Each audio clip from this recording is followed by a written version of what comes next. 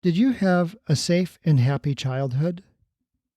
Was the place where you grew up hostile or nurturing? Recall from Episode 1 that Edenicity is a measure of ecological sustainability plus economic abundance.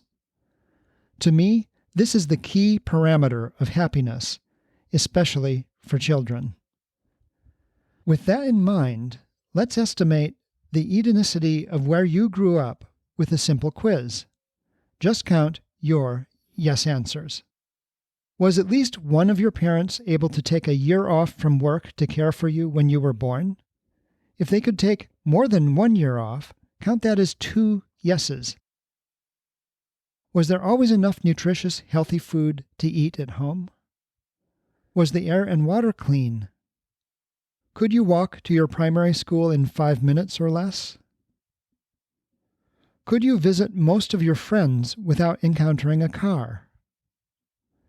Could you play outside without encountering a car? Could you walk to a store without encountering a car? Did you interact with wild plants and animals daily?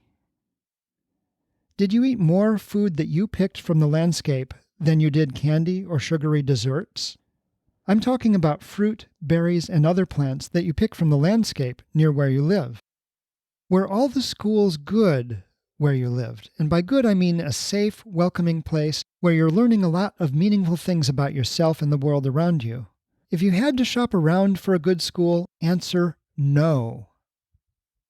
Could you visit a public library by yourself by age 8?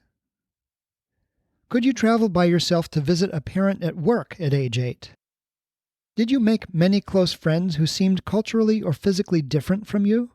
And by close, I mean you and your family are comfortable with you visiting them on your own. Did every child around you feel that their cultural, ethnic, or gender identity was no barrier to their dreams? Final question. Did you know by name and trust your immediate neighbors? Now multiply your yeses by 10%. I ran the places that I've lived through this quiz, and here's what I found. Lafayette Park, Detroit, where I spent my early years, had an Edenicity of 80%. Honolulu, Hawaii, had an Edenicity of 50%.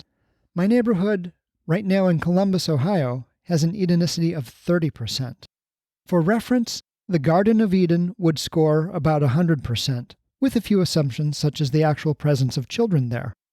My goal for future cities is an Edenicity of 150%.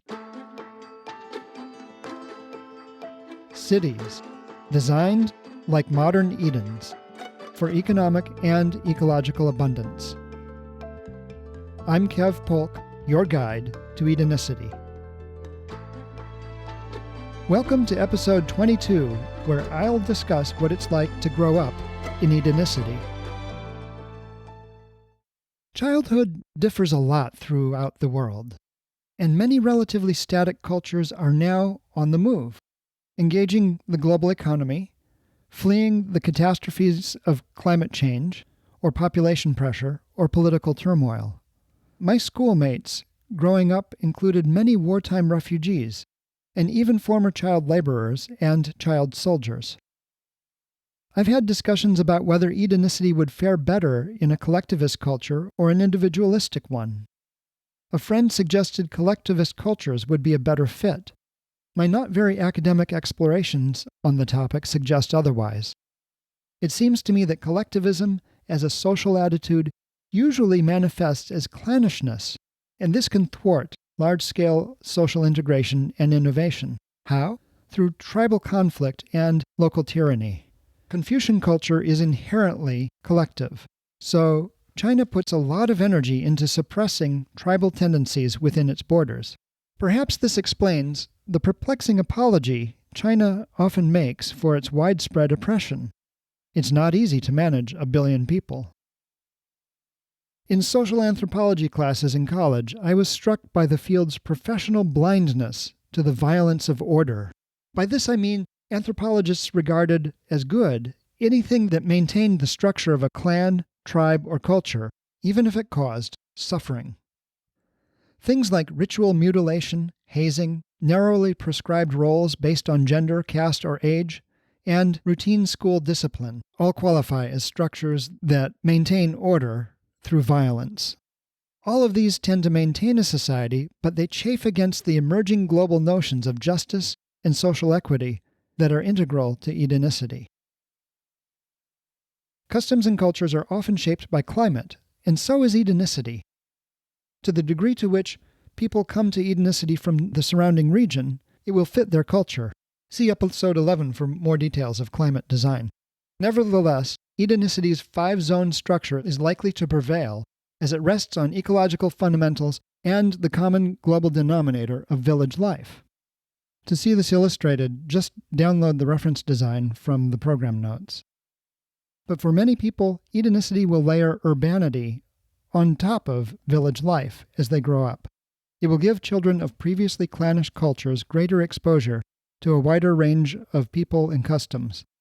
I saw this play out in hundreds of ways among my immigrant friends growing up in Honolulu. This inevitably leads to tension and family drama, which I witnessed firsthand growing up. I also saw this teaching Somali middle schoolers last year in car-bound Columbus, Ohio. One kid had just arrived. He told me all he saw back in Africa were cows and stars. Now all he saw were streets and cars. As we saw in episode 18, traditional roles and lines of authority are dying globally. There's no going back. And no culture anywhere really knows how to deal with kids and smartphones. But design needn't only atomize and alienate. It can build bridges to better relationships between people and the living world in a time of rapid change. In episode 3, I mentioned that Edenicity will probably begin with the developing world. I also explained how that city could overtake the prosperity of any American city in the time it takes a child to grow up there. What would it be like to be that child? Well, let's start well before the child is born, with family planning. One of the points that many ideologues miss about family planning agencies is that their primary function is education, which means fewer unplanned pregnancies and far fewer high-risk pregnancies. I imagine that this would include parent advocates, and this would work something like the Buurtzorg home care nurses that we saw in episode 18. Recall from that episode that they advocated for their patients and saved the insurers a lot of money due to early detection and prevention of problems, and by recruiting family members and neighbors to help. I imagine that parent advocates would work like this, holding workshops at the block and village level. Now, these workshops and activities would be aimed at building parenting skills and community support. But occasionally, they would, in a changing world, have to deal with trauma, and they would, in all cases, have to support diversity and provide a nurturing environment. A final role for parent advocates would be to look at the blocks where people live and work with the local governing circles to make the blocks safe, as we'll see in a moment. In the womb, a child will be affected by the environment. In Edenicity, the clean air, water, and nutritious food provides a healthier pregnancy. Recall also that in Edenicity we would have universal health care, which would be 50 to 80% cheaper than it is today for reasons I outlined in episode 4. Basically, with a healthier society, your healthcare costs are much lower. Parents and families would not struggle as much because they would have a universal basic income that would allow parents to be home and spend time with their babies. Now, this universal basic income, as I will describe in more detail in episode 25, would be powered by an asset tax.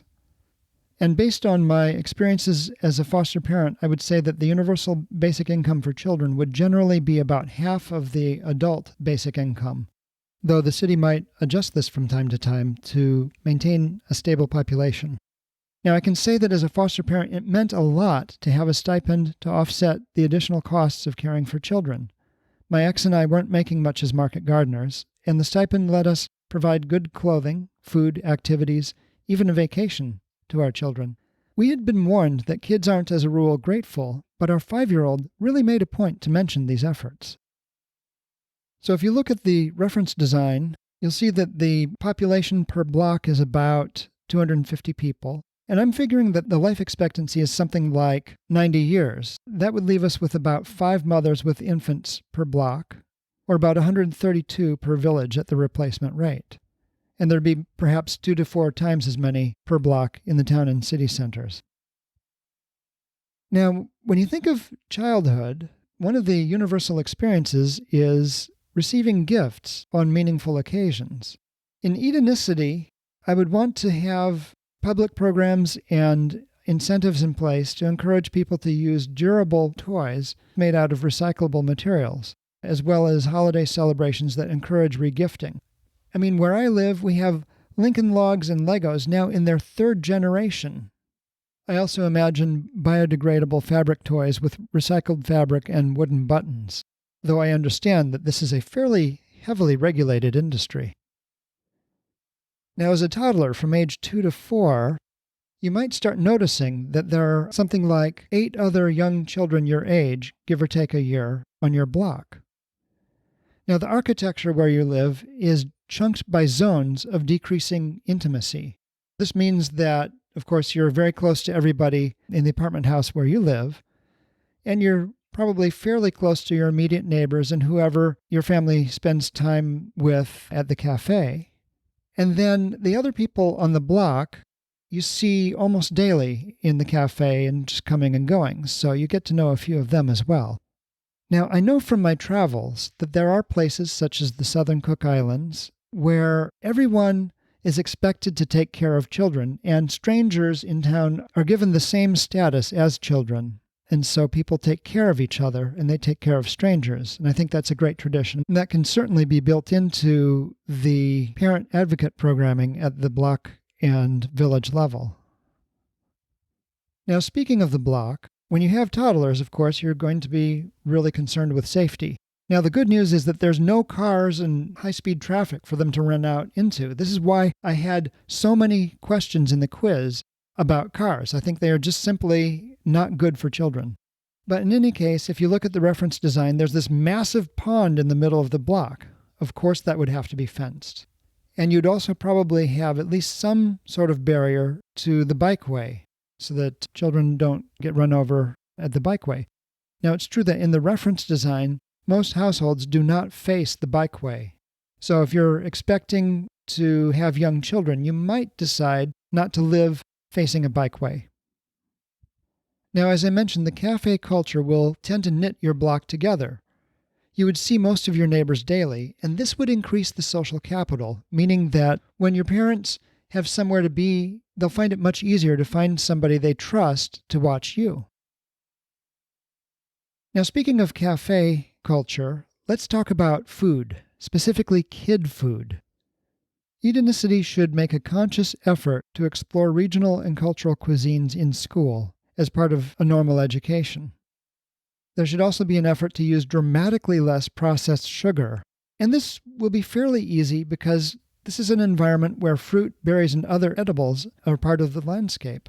And if you're doing it in permaculture style, you make sure to plant so that there's an abundance of food available in every season. When I was a community gardener in Bloomington, Indiana, we grew spinach over the winter, and it was so sweet that the kids from the nearby low-income apartments fought over it. If you've ever watched kids interact with food in the landscape, you'll notice that they will put stuff in their mouth that they never would at a dinner table. So the environment itself will encourage healthier eating habits. Now, of course, the environment will also encourage children to climb on trees, and there will be climbable trees on every block. And the town and city centers will have tall buildings with large parks and playgrounds nearby. So let's talk about what it would be like going to school in Edenicity. And this really contrasts to my experiences here in Columbus, Ohio, where it's sadly not uncommon for kids to bring guns to school, and every school seems to have a police officer, and there's long bus rides. In his movie Bowling for Columbine, Michael Moore pointed out that gun violence doesn't so much correlate to gun ownership as it does to the perception that you live in an uncaring society. So the design for Edenicity, especially with the school systems, is to do exactly the opposite, make it caring. So let's start with kindergarten. So by kindergarten, you're starting to ride a bicycle, you're fully mobile, you can get around your village. And in a village of 6,000 people, you might have 67 children in any given year. So your kindergarten would be maybe 5 classrooms within about a 4 to 5 minute walk from the very edge of the village. Your elementary school would also be in the village center. And here I take my cues from Finland's education system, which was profiled in Michael Moore's movie, Where to Invade Next. Now, this is a system that has vastly outperformed the rest of the world's educational systems on several occasions. And that surprised everyone, not the least of whom were the Finns, because they didn't set out to beat anybody academically. They just wanted to have an educational system that was fair and inclusive. And so this means that school is free from pre-K through PhD, and that you never have to shop for schools. They're all good. Now, the schools are small, typically a couple hundred students, and they're within a few minutes' walk from home. The teachers are skilled, professional, and respected, and they have to earn a bachelor's degree in education plus a master's in their subject area. And the standards are high. There's a 10% acceptance rate to teaching programs in Finland. That's tougher than the Ivy League was in the United States through most of the last century. The Finnish schools focus on expression and learning about yourself and others, so they are inherently multicultural. There is little to no homework, the school hours are short, and they include a lot of recess. So school is a place of discovery and connection, not subjection and drudgery. There are some desks, more beanbags, and quite a few lab stations. One of the most striking features of the Finnish school system is that there's minimal standardized testing. Basically, one entrance exam at the high school level and one at the university for placement. And that's basically it. And their outcomes, again, are excellent. So they're basically relying on a really professional workforce among the teachers and really accessible schools. And it works. So this is more or less the formula for Edenicity. Your village school would have about 330 students. Again, they'd all be able to walk to school within 4 minutes from home. And for field trips, there's no bus or transit nightmare to get there. It's just a few minutes to any town center or to the city center by bicycle or by loop transit. So this would be great not only for school field trips, but also for split custody situations, because in this case, the public transit would be sufficient to get children around. Now, it may surprise some listeners to know that I sometimes rode the bus alone at the age of 8 in Honolulu, and so did many other children that I grew up with. Loop would be much safer and much faster than this, as it would not be competing with other vehicles in traffic. Just think about that for a moment. A child of elementary school age would be far freer and far safer in transit than any child in most cities in the world today. This would give them a lot of opportunity to discover the world around them and to interact with people and to really become confident in the world. It's a far cry from having to be driven from play date to activity to school to other activities in the car-dependent cities that we live in today. Now, as you reach middle school age in Edenicity, what you don't need is a great big middle school. That can be a real nightmare. So once again, the middle school would be in the village center, and that would have a couple of hundred students, a peer group that you probably grew up with. But in this age group, some of your field trips will start to go into the forest zones that surround the towns, and occasionally out into Zone 5, which is true wilderness. And this could be almost a rite of passage into adolescence and young adulthood. Let's talk about high school.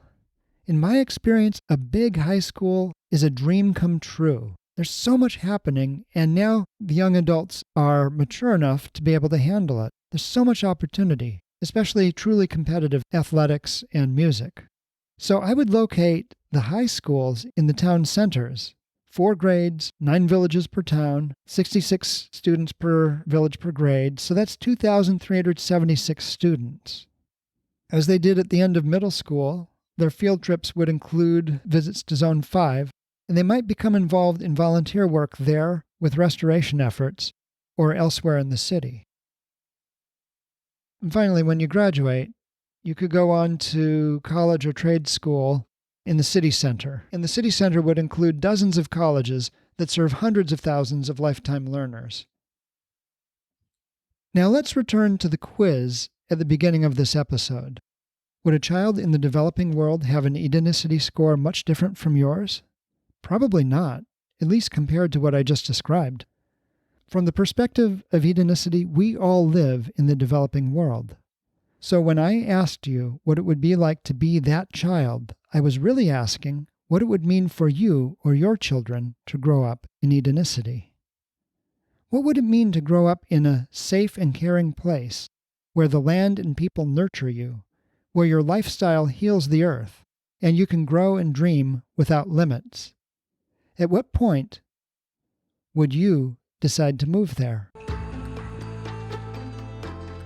If you enjoyed episode 22, please be sure to subscribe so you don't miss a show. If you haven't already done so, please visit edenicity.com to download a copy of the reference design. And be sure to join me next time when I'll describe the birth of a real-world eco-village. I'm Kev Polk, and this has been Edenicity.